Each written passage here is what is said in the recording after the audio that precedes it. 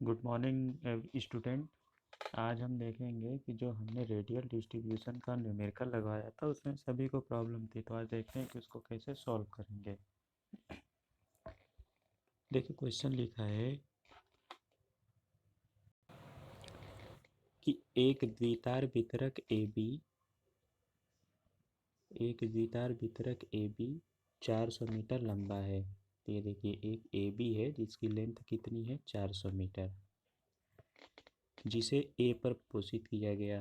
पोषित करने का मतलब ये चीज़ होता है कि इसको ए से हम फीडर से कनेक्ट किए हैं, तो ये जो हमारा है ये हमारा कहलाएगा फीडर, और ये पोर्शन जो है ये है हमारा क्या चीज़, डिस्ट्रीब्यूटर। पोषित किया गया है एक 50 एम्पियर वैद्युत भार ए सिरे से एक 100 मीटर की दूरी पर है।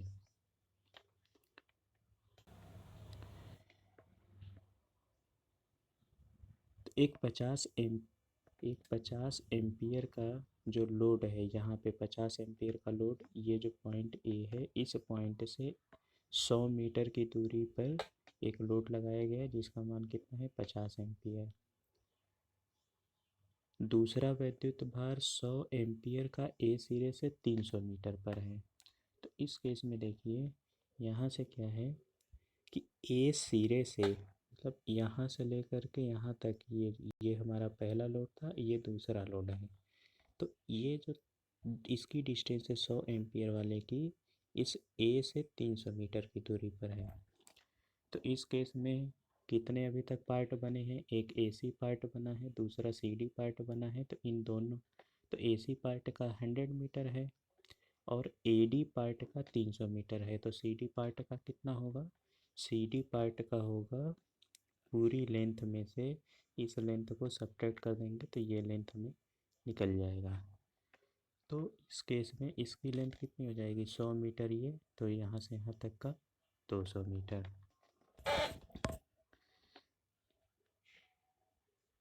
और नेक्स्ट कह रहा है कि और भार 150 एम्पियर का बी पर है। तो 150 एम्पियर का पॉइंट बी पर हमने लोड लगाया। तो अब इस केस में जो ये एसी हमें पता है, सीडी पता है, तो डीबी का लेंथ हम निकाल सकते हैं। डीबी इज इक्वल टू कितना, टोटल लेंथ हमारा दिया है 400 मीटर। टोटल लेंथ हमारा कितना है 400 मीटर। यहाँ से यहाँ तक की लेंथ कितनी है 300 मीटर। तो ये लेंथ निकालने के लिए क्या करेंगे, इस पूरे लेंथ में से इस लेंथ को सब्ट्रैक्ट कर देंगे तो कितना आ जाएगा, तो 400 माइनस 300 बराबर 100। तो इसकी लेंथ हमें कितना पता चल गया 100 मीटर।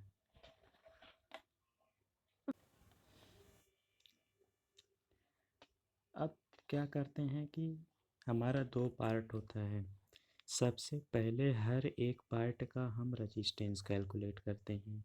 एसी का रजिस्टेंस निकालेंगे, एसी का रजिस्टेंस निकालेंगे, फिर सीडी का निकालेंगे, फिर डीबी का निकालेंगे। इसके बाद रजिस्टेंस निकालने के बाद फिर हर एक ब्रांच में हम करेंट निकालेंगे, यानी जिस जिस पार्ट में हम रजिस्टेंस निकालेंगे उसी पार्ट के लिए हम करेंट निकालेंगे। आइए हम नेक्स्ट देखते हैं कि कैसे कैलकुलेशन करते हैं। तो एक चीज़ इसमें ये लिखा है कि एक वायर का जो रजिस्टेंस है, जो प्रतिरोध है, वो 0.04 mm है। यानी 1 mm का जो रजिस्टेंस है 0.04 mm है। तो अब यहाँ पर हम निकालेंगे दो द्वितार वितरक है तो दोनों तारों का प्रतिरोध निकालेंगे तो कितना हो जाएगा, 2 इंटू 0.04 इंटू 1 mm का है तो कितना हो जाएगा, मीटर में कन्वर्ट किया तो 10⁻³ हो गया। तो इसको जब सॉल्व करेंगे तो कितना आएगा 8 इंटू 10⁻⁵। अब एक आगे का हम कैलकुलेशन देखते हैं। हमें रजिस्टेंस पता चल गया दोनों तार का। तो अब जितने हमारे पार्ट हैं हर एक पार्ट का हम देखेंगे कि लेंथ कितना होगा, रजिस्टेंस कितना होगा। देखिए जो हमारा एसी है, इस एसी की जो लेंथ है अगर हम कहें तो एल ए सी बराबर कितना दिया है 100 मीटर, और 1 मीटर का जो है कि इतना है, तो 100 मीटर का मतलब हो गया कि आर ए सी, और आर ए सी का मतलब क्या हो जाएगा, जो ये एल ए सी है, L A C multiply by जो इस आर ए सी है, मतलब एक तार का जो प्रतिरोध, जो दोनों तारों का प्रतिरोध हमने कैलकुलेट किया है 1 मीटर का, तो इस 100 मीटर का इससे अगर मल्टीप्लाई कर देंगे तो हमें आर ए सी का मान मिल जाएगा।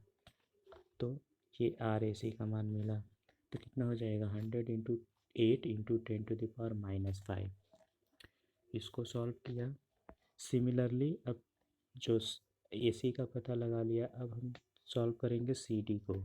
जब सी डी को हम निकालेंगे तो इसकी लेंथ कितनी है 200 मीटर, तो 200 × 8 × 10⁻⁵, ये सिमिलरली डी बी का हमने कैलकुलेट कर लिया।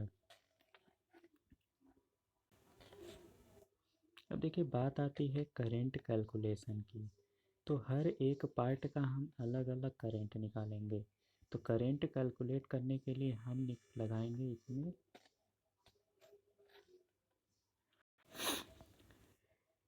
किरचॉफ्स करंट लॉ के डिस्ट्रीब्यूशन के हिसाब से। अब एक चीज़ ध्यान दीजिए यहाँ पर, इस ब्रांच में सपोज किया हमें यहाँ करंट मिल रहा है आई ए सी, ठीक है, इधर की ओर करंट गया 50 एम्पियर का, तो इधर की ओर करंट कितना जाएगा, इधर की ओर हमने सपोज किया आई सी डी करंट हुआ, फिर यहाँ 100 एम्पियर का करंट है, फिर इधर आएगा आई डी बी, ठीक है, आई डी बी।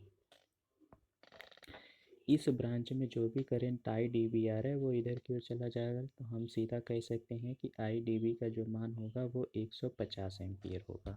चलिए अब अगर हम आई सी डी की बात करेंगे, तो इस आई सी डी का यहाँ पे आई सी डी जो होगा, ये करंट इस पार्ट में डिवाइड हो रहा है और यहाँ पर भी जा रहा है, तो आई सी डी बराबर हम कह सकते हैं कितना, आई डी बी प्लस ये 100 एम्पियर, 100 एम्पियर, तो इसका मतलब कितना हो गया 100 प्लस 150 यानी 250।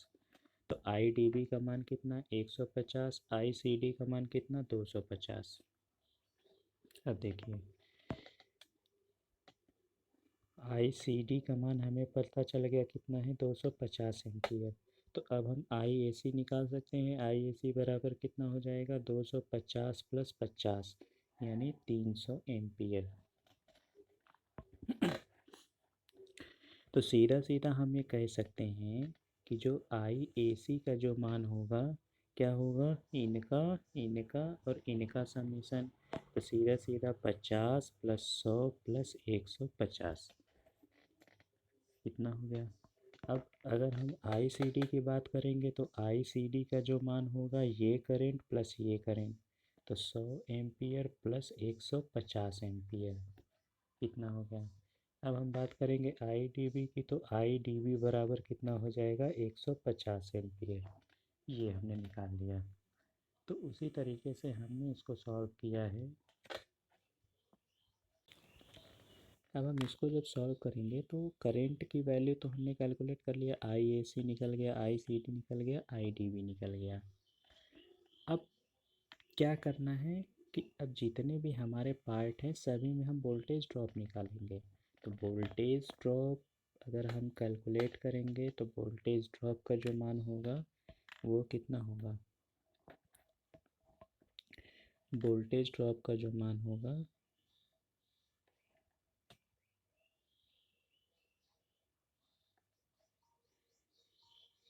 वोल्टेज ड्रॉप जो होगा क्या होता है, V बराबर होता है आई आर। तो हमें करंट पता है, रेजिस्टेंस पता है, तो उसी तरीके से अगर हम AC में अगर हम बात करेंगे AC का, तो कितना हो जाएगा आई ए सी इंटू आर ए सी, ये कैलकुलेट किया, similarly C D, similarly D B, तो वोल्टेज ड्रॉप हमें पता चल गया। अब मैक्सिमम वोल्टेज ड्रॉप जो होगा, तो मैक्सिमम वोल्टेज ड्रॉप का मतलब हुआ कि इस पार्ट में कितना वोल्टेज ड्रॉप है, इस पार्ट में कितना वोल्टेज ड्रॉप है, इस पार्ट में कितना वोल्टेज ड्रॉप है। यहाँ से ये हमने हर एक पार्ट का वोल्टेज ड्रॉप ये कैलकुलेट कर लिया है। तो मैक्सिमम वोल्टेज ड्रॉप वाले हम क्या करेंगे, V A C plus V C D plus D V D B, इनको हमने ऐड कर दिया तो ये हमारा निकल गया कितना, 7.6 वोल्ट, जो कि यही आंसर है। क्या ये नेक्स्ट क्वेश्चन, आइए हम नेक्स्ट क्वेश्चन की तरफ चलते हैं। इसमें लिखा है कि एक 500 मीटर लंबा द्वितार वितरक जिसके एक सिरे पर विद्युत संभरण किया जाता है, दूसरे सिरे पर 1500 वोल्ट पर 1000 किलोवाट के भार विद्युत को प्रदायित, मतलब प्रदायित का मतलब हो गया सप्लाई, सप्लाई लोड, प्रदायित भार का 10% हो तो उसके चालकों के अनुप्रस्थ काट क्षेत्रफल का मान ज्ञात कीजिए। ठीक है, हमें पता है कि संभरण किया जाता है तो 1500 वोल्ट पर, ठीक है, तो 1500 का मतलब क्या हो गया, 1000 किलोवाट, तो P का मान कितना दिया है, 1000। तो हमें फार्मूला जानते हैं कि P बराबर VI, तो उस केस में जो डिस्ट्रीब्यूटर है उसमें करंट की वैल्यू कितना होगा, तो P बराबर VI से I बराबर P/V, तो हमने यहाँ से जो डिस्ट्रीब्यूटर है, जो सप्लायर है, सॉरी सप्लायर, तो उसमें हम कितना 2000/3 वैल्यू पुट करेंगे, P का मान कितना हो जाएगा 1000, और इस किलो को हमने चेंज किया वाट में तो मल्टीप्लाई 1000 बटा V का मान 1500 वोल्ट पे, तो I का मान आया 2000/3। अब आगे देखिए, अब कह रहा है कि फीडर में एनर्जी लॉस, यहाँ पे बता रहा है कि जो प्रदायित भार है, जो लोड हमने अप्लाई किया है उस अप्लाइड लोड का 10% है, और लोड कितना आ रहा है, एक मतलब लोड कितना है 1000 किलोवाट, तो इसका हम 10,000 निकालेंगे, तो फीडर में जो एनर्जी लॉस होगा वो 10% आप 1000 किलोवाट का होगा। तो इसको जब हम सॉल्व करेंगे तो इसकी वैल्यू कितना आ जाएगा 9/40। इसकी हेल्प से हम रजिस्टेंस की वैल्यू को कैलकुलेट कर लेंगे। अब देखिए, प्रदायक में जो वोल्टेज ड्रॉप होगा आई आर, तो आई का मान 2000/3 निकाला था, और रजिस्टेंस का मान कितना आया है 9/40, यहाँ 40 होगा।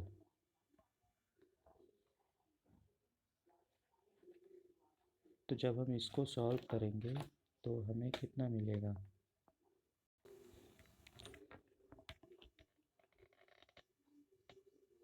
2000 गुणे 9/3 गुणे 40, तो एक जीरो से एक जीरो ये कैंसिल, 3 3 का 9, और 4 1 4, 4 5 20, 50, तो 150, 150 वोल्ट।